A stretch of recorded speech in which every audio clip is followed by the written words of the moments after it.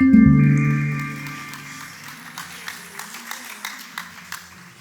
welcome to Rouleur Live, guys. How's it been for you so far? Have you seen much of London? Have you been around?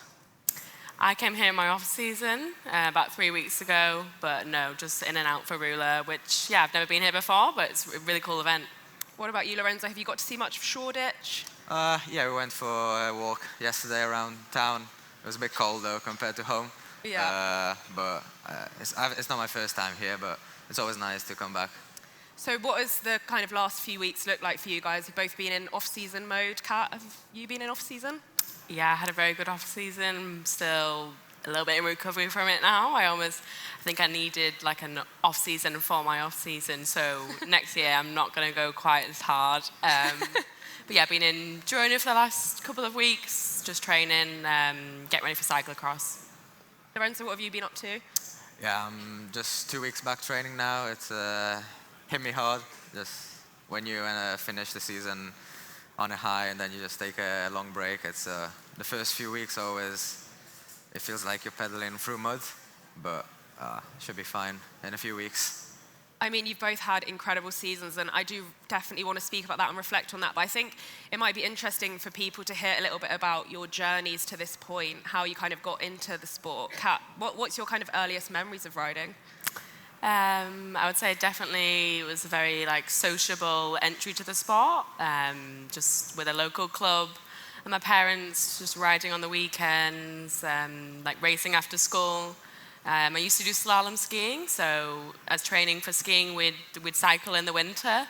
Yeah, I just remember it was great fun. Like some of my favorite memories are on the bike when I was young, getting into cycling, and then just picked up, started nationally racing, and then more like internationally when I got to like the junior level. And you spent a lot of time within the kind of British cycling development system. How crucial was it to kind of have the support of the National Federation behind you, taking you to all different races? I think it was something really special. Like it's not something that many other nations have. It's a very family environment that GB has, and the 8 girls that are on the program, they almost become family. Like some of them are now my best friends. Like I'm moving in with one of them next year. So I'm incredibly grateful to be given that opportunity and race abroad with them, training camps with them. We've achieved some great things. Like this year, we got a world record in the team pursuit, which is something we worked so hard for. So it's lovely to see it all come together. And Lorenzo, what about for you? Obviously, you grew up in Italy, racing in Italy. How was that, and when did you start cycling? Well, yeah, originally I started cycling like relatively late, maybe 2020, 2019. I was playing football before, 7, 8 years, also tennis. I was enjoying that, to be honest. It was good fun. But then, I had a bit of a knee problem, like a growth problem, and running, it was hurting. So I just tried cycling, with my dad on home roads, just on the weekends, and it was fine. The knee was fine. I was enjoying it. And then I just started at the local club near home. Did some races. I got my head kicked in. It was the first few years. I was still quite small, underdeveloped, kind of. But then with time, a couple of years, started to progress, and then it was just a lot more enjoyable and. What kind of age was it where you realised that being a professional was what you wanted to do? Oh, I think since the junior category, when I started to see my improvement, and I had the chance, this year especially joining Red Bull-Bora's junior team. It's been it's given me the idea that I can become a pro rider, and that's I think. That's the goal of every young kid, and hopefully that will be mine. Did you have any kind of role models? Like, who were you watching growing up? Who were you watching racing? I think my first ever tour I watched was 2018 when Geraint Thomas won. That's my first core memory of cycling. That was the mic drop on Champs-Élysées was special, and and then ever since. And Kat, what about you? Who kind of inspired you when you were growing up? Definitely Lizzie Deignan, I think. I'm from Yorkshire and she's also from Yorkshire, so yeah, I remember watching her at the 2012 Olympics when she won the first medal for GB in the road race. She won silver. And I think since then, I've followed her career, and it's special that I've been able to race with her this year. I did 2 races with her, and it was really cool to see her in the bunch, and made the feeling that I've sort of made it sink in. I think it's really interesting with both of you. It sounds like you started taking the sport quite seriously, obviously at young ages. How was it to kind of make those decisions as teenagers growing up? I guess your friends are maybe doing things a bit differently to you. How was that kind of to navigate, I guess? I think for me, I sort of take pride off like being busy all the time. So I enjoy having to balance school and cycling. Like always keeping busy, always something to do, is what I enjoy. And you can see that I do 3 disciplines. I like to just like always be doing something. So I enjoyed the balance of school. I'm glad that school's done now. Like I won't be returning to it, but I think it was a rewarding process to like continue doing A-levels and exams whilst racing, and it teaches you, discipline, I think. Lorenzo, what about you? Yeah, I think similar to what Kai was saying, like with school and cycling, you have basically no time free. It's even if your friends go out partying, you have to either study or spend that time recovering or training. So it makes it a little bit easier that way. And also, if you also see the rewards of your hard work, it helps, yeah. The junior ranks are so crucial, and I think when you're that age and you've got 2 years, and it's kind of like the time when you're making a name for yourself and fighting for a pro contract. Kat, can you describe the pressure of going into the juniors, and did you feel like it was kind of a moment that you had to prove yourself, I guess? I think it only really became apparent to me that you can like get some serious contracts with teams when I did my first race as a junior, which was in Italy actually. And I won the race, and then it all like hit me that you can become a professional cyclist out of the junior ranks. I didn't know that was possible before. So the pressure almost was relieved off me after that first race. I won the first race, and I started talking to some teams. And I think it's been really helpful in my junior career that I did manage to win one of the first big races that I did. It took so much pressure off and just made me just enjoy the racing and get the results for myself instead of having to like stress and worry about getting a contract with the team. I guess it's really interesting you say that, because I think it's changed a lot on the women's side, in that now, only a few years ago you couldn't really go straight into the World Tour and be earning like a livable wage. How do you feel about entering the sport now when it's growing so much and getting so much more attention? I feel really privileged to be entering the sport now. Like I mentioned Lizzie before, but I genuinely think it's down to people like her that it's possible for a female now at 18 to be getting a great salary and a livable wage. So I feel really grateful that I'm joining the sport now, and I'm really excited. And Lorenzo, what about for you making that step up to juniors from the kind of youth ranks? How was that transition? Because I feel like maybe your second year was when you really found your feet in that category. Yeah, exactly. As you say, in the first year I was racing in a small club team in Italy, and it was counterintuitive, but it was probably more pressure in that team because I was kind of the leader. While this year we're all like super strong guys, each of us. So we took the pressure off each other, and it was just a lot more enjoyable, and it's just a natural way of developing it. Yeah, you're a part of, one of the best junior teams in the world. How professional is the setup on the Red Bull junior team compared to, like the World Tour, for example? Did it feel quite serious? No, definitely. It's like it's a great environment. Like we're a junior team, we do junior races, but the setup is basically similar to the World Tour team. Like we get all the good bikes, the nutrition, sports massage, and also the training camps, doing them together with the big boys. It's always fun, and you get to see the other guys, the pros, and you just see that just like you, they go faster. Tell us what you learned from them on these camps. What did they kind of teach you? yeah, as I was saying, like, they just teach me like you have to be serious when you need to be serious. Like in the January camp, they're a bit more serious, compared to the October camp we just had, where we're out drinking beers. So yeah.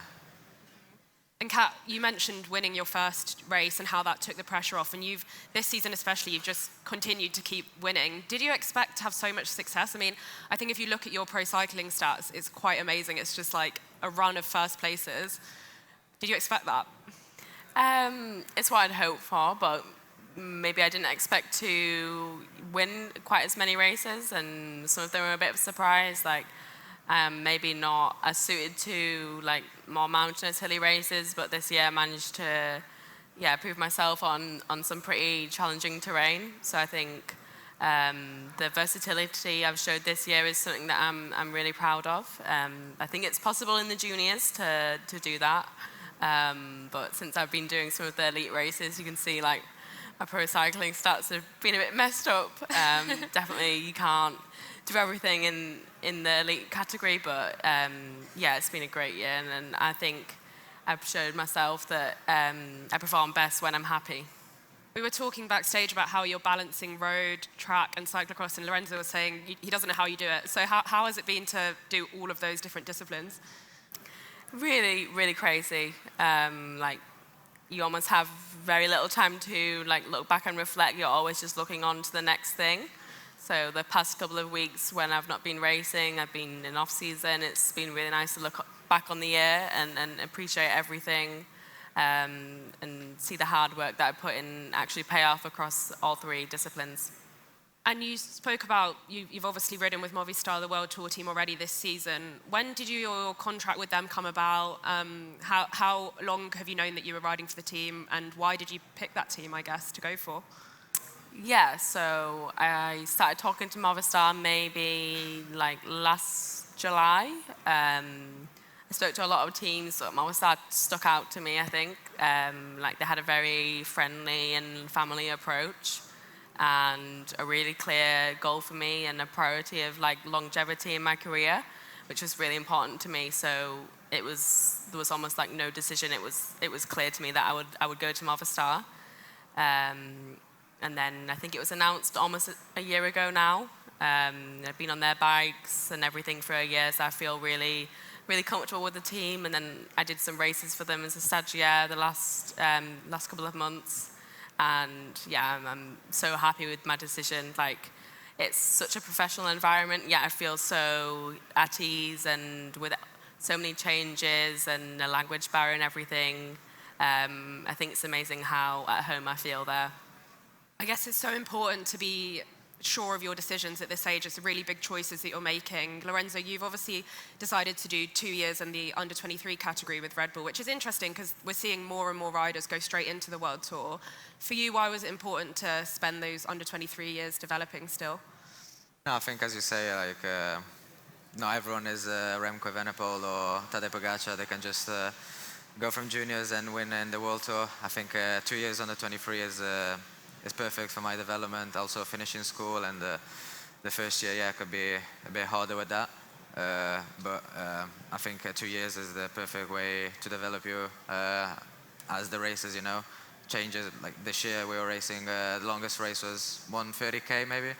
You can't go from that to, at least I don't think you can go from that to 270k. Like, you just crumble, and you need to take a middle step, which is under 23. And also, if you go from winning, in the juniors, and then straight away not being able to perform in the pros ranks, it's mentally harder. And if you maybe have some chances in under 23 races where you can show yourself and have fun, yeah. It's a really exciting time for cycling. I think that Red Bull has come into the sport and is sponsoring a World Tour team. What was it about that team that you think is unique and special compared to, I guess, other offers that you might have had? I think it was an easy decision for me continuing with this new under-23 team. They started from next year because I found myself in such a good environment this year. Apart from the results, it was just a good team bond. And yeah, when the offer came from Red Bull to continue with them, it was an easy decision. And Red Bull is also investing a lot in our team. They took over from Bora. Like, they own 51% now, so definitely a big investment from their side, and they're really passionate in the sport. And they also, their goal is to develop riders from the juniors to the under 23s to the pros, and they'd like to see a Tour de France winner from the juniors to the pros. So they put a bit of pressure on us, but it's good. Yeah, and we have to talk about the kind of pinnacle of both of your seasons, which I think is fair to say is the Junior World Championships. Kat, I know that road race especially meant so much to you to win. Can you talk a bit about leading up to that race, the pressure that you felt on your shoulders as the standout favourite? Yeah, I think the pressure really developed from the following year, the World Champs at Glasgow. I came second at Home Worlds, and it was my first Road Worlds. And I felt like I put everything into that race. And to say that it all came crumbling down with the second place might seem bizarre, but yeah, I was not happy at all to come second. It felt like the worst position I could have come in the world. So I really focused my entire training throughout the whole year into that road race. But I managed myself really well. Like, I think the previous year, the nerves had got the better of me. So for me, the priority was just making sure there was an equal balance of putting pressure on myself, because that's how I perform, but also not making myself so nervous and remembering that it's just a bike race, so that, the nerves don't get the better of me. And we're seeing clips of you winning the race here. Can you talk us through how the race actually went for you and that kind of 3-up finishing sprint? How did you play that? Yeah, the race itself was quite chaotic, but the sprint finish was maybe my favourite bit of the race, the bit where I felt most in control. Like, looking back, I was on the front, maybe not the best place to be, but it gave me a good vision of the other two girls. And yeah, I think the sprint is maybe something that I will look to work on in the future. But yeah, everything about that race, it makes me emotional. I think the weather and everything, it's really special to look back on.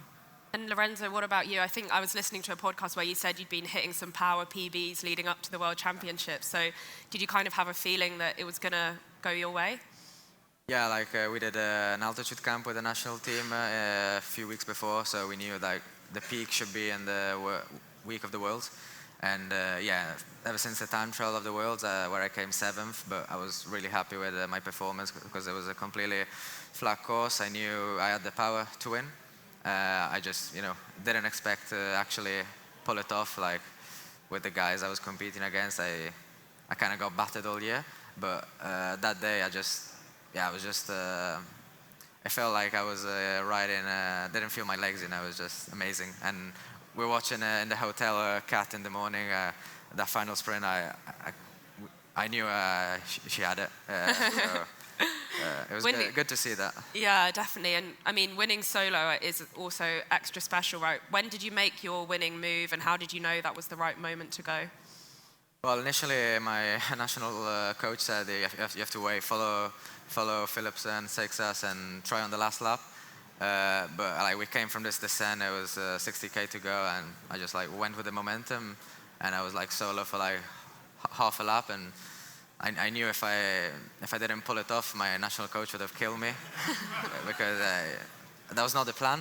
But I just settled into a good rhythm. Then 3 other guys joined me, and then I went solo with 20k to go, and I couldn't believe it. The gap was ballooned pretty quick to 1 minute, and then from there, the national coach just came up to me and said, "You just don't have to crash," and. Yeah, I think it's really interesting that both of you already had, contracts signed. You were already quite secure in your futures, but you both still seemed so motivated to win. Whereas, you might think that would be driven by the fact you're competing for contracts, but actually, like Kat yourself, you'd already raced with your World Tour team. Where did that motivation come from for you, do you think? Where do you get that from? I think I always want to be better than I was the day before, just in small improvements every day. And in this case, I wanted to be better than I was at the World Championships in Glasgow. Yeah, I mean, there was only one clear goal for me at Road Worlds, and that was the road race. I also did the TT, which, yeah, obviously I won and it went really well, but for me, like my only goal really was the road race. Like the feeling to pull it off was, yeah, it was insane. Have you had much time to actually ride in the World Champ stripes? Because obviously it was quite near the end of the season, and you were doing a lot of elite races as well. No, I've not raced in the stripes. I think I saw Lorenzo has, but I've won out in training. I've got some white bib shorts, which are cool. I want those. But no race, just training. Lorenzo, have you gone for white bib shorts as well? No, kind of jealous of that. I'd like to have them, but no. It was amazing to race one day, at least with that jersey, because next year I won't be able to. So that was special. Yeah, I've heard you say before it feels quite surreal to look down, and I think you said that you think it's like you bought it from Decathlon and it's not really yours. Yeah, I was just racing, and I was lucky because it was nice weather. So yeah, I want to thank Sportsful because they made it like in one day and they brought it to the race. So yeah, I was just looking down and seeing those stripes, and it didn't feel real. And I think we've got to look ahead to kind of the future and the rest of your careers. Kat, like we've spoken about, you've already raced in the elite women's peloton. How was that step up for you? I mean, you won straight away, which I don't think maybe many people would have expected, but it shows that you seem already quite at home there. Is that how it felt for you? No, I definitely didn't feel at home.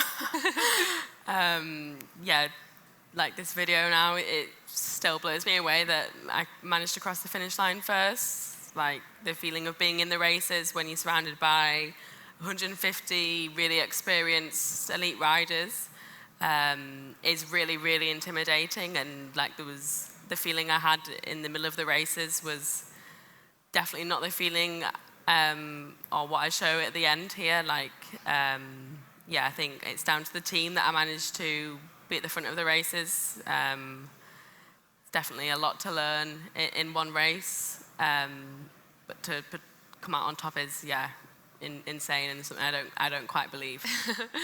Yeah, it's interesting that the team kind of supported you to be a leader and to go for your own result so early, because you'd think, you're only a stagiaire, so you might be put into a domestique role, but were they quite happy for you to go for your own result in this race? No, most of the races I was just like left to my own thing, to see how I did. If I was there at the end, then maybe they'd sprint for me, but it was more of like a free roll that I was given. And in some races where I did manage to survive to the end, I got to sprint, which was, yeah, insane. And still, I'm not sure how it worked out the way it did. What were like some of the main challenges that you faced making that step up? I mean, you said you didn't feel at home. What were the reasons for kind of not feeling so comfortable? I think for me, it's really difficult to position myself in the bunch. Like I just find myself constantly being like at the back. At junior, it is definitely a lot easier to be at the front all the time, but stepping up, I think the most important thing is positioning in the bunch, and if you're not there at the front, then you cannot be competitive. So that's why I say, like, without the team, there's no way I could be at the front of those races. What kind of rider are you seeing yourself develop into? What type of races do you prefer? I think for me, like the atmosphere and the feeling of a one-day race is something really special. Like everything is just built into that one day, and the winner across the line like takes it all. I think that for me is, yeah, the racing that I would love to specialize in. And Lorenzo, what about you? Where do you kind of see your career trajectory going? Well, it's difficult to say because the juniors is so different. Like you see some riders winning mountain races in the juniors and then being sprinters in the World Tour. But as Kai was saying, like I really like one-day races. Like it's just the adrenaline of crossing the line and winning without worrying about GC. But on the other side, like stage races have that fashion, So I think we'll see next year when in the bigger, harder stage races they'll come. But yeah. How much contact have you had with your team, and have you made a plan for next season yet? Your kind of calendar already? Yeah, I think we had a call. We had the idea of the rough schedule I should have, and I think the main goal in the first part of the season is races like Liège under 23 and Baby Giro. As an Italian, that should be a big focus for me, and such an amazing race. I think we'll do an altitude camp before that, and then Avenir and Worlds probably are the other goals. And Kat, what does the winter look like for you? Are you still going to be doing cyclocross as well? Yeah, I'll start cyclocross like the middle of December, like quite a short season for me. Normally I'd do sort of the full season from October to February, but I'm starting in December and going to hopefully like Cross Worlds, which is start of February. I think we spoke as well, you're making the move over to Andorra, which has kind of become the base for so many professional cyclists. Have you made that move yet? Are you looking forward to it? Yeah, I've been in Girona for the last couple of weeks now, just seeing how it is, and I love it out there. The weather is definitely better than the weather in Yorkshire, so I'm really excited to make the move. I'll probably move like full-time after Cross, so February. But I'm really excited to move abroad, another big change in my life. Lorenzo, what about you? Where do you plan to base yourself from? I haven't really thought about too much, but first I have to finish school, and like Girona, I've been a week last year. I really love the place, and the riding there is amazing. Home is also quite nice, but there's quite a bit of traffic, and the drivers in Italy are a bit crazy. Okay. I've never been to Andorra. I'd like to go there to see how it is, and there's lots of climb, so I don't mind that. You've both spoken a lot about how you've still got learning to do. What's one thing this off-season that you're going to be focusing on to improve, Kat? I think for me, just getting the volume in. Like next year, the races are obviously a lot longer. Like I'm stepping up to the World Tour, so the jump from a junior race, which at the minute for females is only about 2 hours, to some of the longer elite women races can be up to 4 hours. So just the volume itself is quite a big leap, and the main thing I'm working on before cyclocross starts, and I have to like reduce the volume to be race ready. And Lorenzo, what about you? Is it kind of similar, just getting more hours in? Yeah, I think similar to Kat, just the races will be longer, so you just have to train more, and also being able to perform at the end of maybe a week-long stage race the last day, which I struggled a bit this year, but see how it goes. And we're kind of running out of time coming to the end of the talk, but I think it would be really interesting to hear from both of you as you look ahead to your careers. What is one race that's on your bucket list? What's like the dream race for you to win? Kat, if you want to go first. Definitely the Olympics, I think. Like I've just been obsessed with sport ever since a young age, and the Olympics was the pinnacle, everything I watched when I was younger, and didn't know what sport I wanted to go in, but I think I've found the sport, so for me, Olympic gold, I think. Lorenzo? I think for me it has to be even just participating in the tour, like winning a stage or the tour would be obviously a dream, but the tour. Oh, it's so exciting. You both have got such bright futures ahead of you. But for now, please give a round of applause for our guests who've been so great. Thank you, guys. Thank you, everyone. Okay, we can go.